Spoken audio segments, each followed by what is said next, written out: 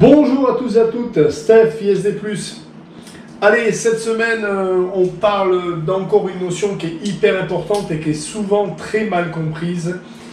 Et j'appelle cette notion le plancher de verre. Et elle est valable que ce soit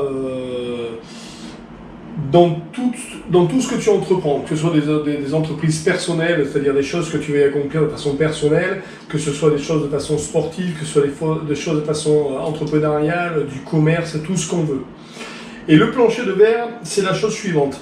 Donc, quand on entreprend quelque chose, le but, c'est quoi? C'est de partir d'un point A, qui est souvent situé donc un point de départ, et on se fixe un point B, qui est un point d'arrivée, et l'objectif c'est de aller de A à B tranquillement. Alors la première chose qu'il faut savoir, c'est que déjà ça ne se passe pas en ligne directe. Jamais. Il faut savoir que ça va se passer comme ceci. Tu fais 2 pas en avant, 3 pas en arrière, un petit peu, tu montes, tu avances, hop, tu recules, ça fait ça. Et ça, c'est le schéma classique, celui-là ou un autre, hein, mais d'une aventure, quel que soit le système que tu entreprends. L'objectif de ça, c'est que tout au long du process que tu as mis en place pour réaliser un projet, un rêve, que ce soit dans une semaine, dans 3 mois, dans 3 ans, dans 30 ans, la chose la primordiale qu'il y a, c'est que au fur et à mesure, ça suive la pente qui est là. Que tu sois en adéquation. Parce que si ça prend cette allure-là, là, c'est pas bon. Ça veut dire que tu ne prends pas les bonnes décisions, que tu ne vas pas dans la bonne direction. Et ce qu'il faut comprendre, c'est que souvent, les gens se découragent, arrêtent d'avancer ou changent de projet ou se disent « Ah, c'est trop dur, j'y arrive pas, ça marchera jamais ». Parce qu'ils n'arrivent pas à passer ce qu'on appelle le plancher de verre. Alors, il y a 2 façons de voir ça. Il y a la méthode, je vais dire, occidentale et puis américaine. La méthode américaine, c'est le gars qui cherche de l'or. Bon, mais chez nous, c'est un petit peu le plancher de verre. Et le plancher de verre, ou on appelle ça aussi le waterline, la ligne de flottaison. Mais le plancher de verre, c'est une ligne imaginaire qui se trouve quelque part ici et qui fait qu'en général, quand tu passes ce plancher, qui est, comment dirais-je, illusoire, puisque on ne sait pas exactement où il se situe, mais la progression que tu es en train de vivre ici, tout d'un coup, elle va monter comme ça. Et le temps que tu passes à souffrir et avancer à petits pas, tout doucement, tout doucement, tout doucement, c'est tant que tu n'as pas passé ce plancher de verre. Et le plancher de verre, c'est ce qui va faire que demain,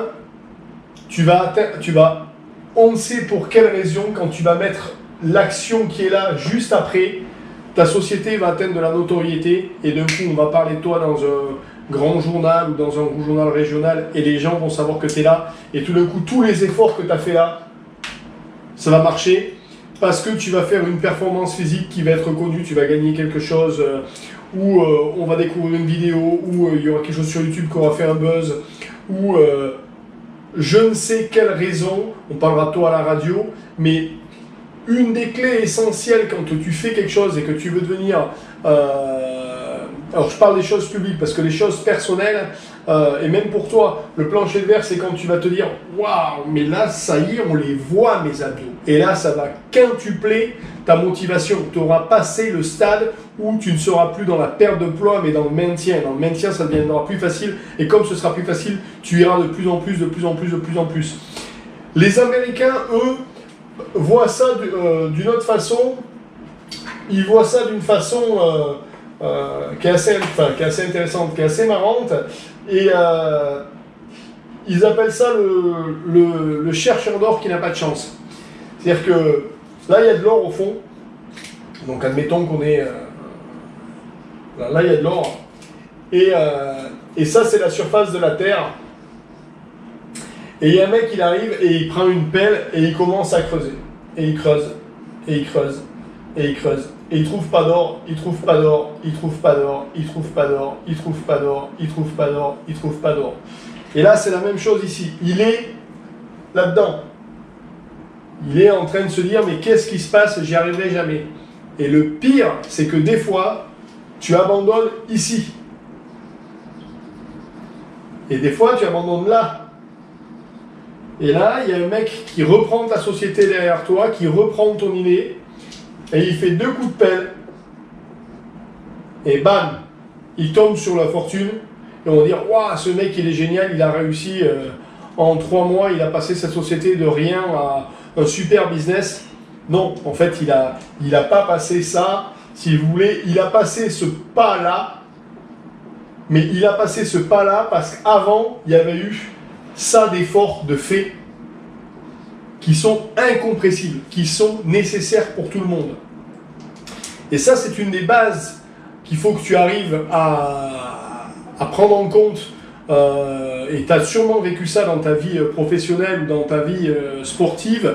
À un moment donné, il faut passer par là jusqu'au moment où ça devient de plus en plus facile parce que ben voilà, si tu es un entrepreneur, je ne sais pas, un électricien ou un plombier dans une région, il faut te faire connaître. Et puis quand tu commences à te connaître et que les gens commencent à savoir et que le bouche à oreille démarre, tu n'as plus à chercher le travail, on t'appelle.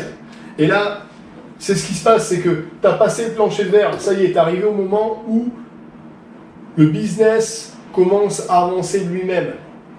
C'est hyper important.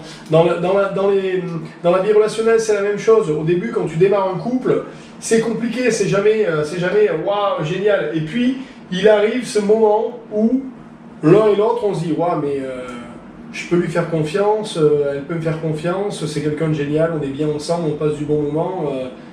Et là, ça y est, il y a quelque chose qui vient de se passer, la relation va devenir de plus en plus intéressante.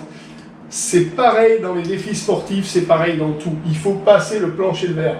Et ce plancher de verre, souvent en business et dans bien des domaines, YouTube en LK, c'est la notoriété. Il faut qu'à un moment donné, on te connaisse. Et quand on te connaît, c'est parti. Mais pour ça, il faut réussir à passer ce plancher de verre.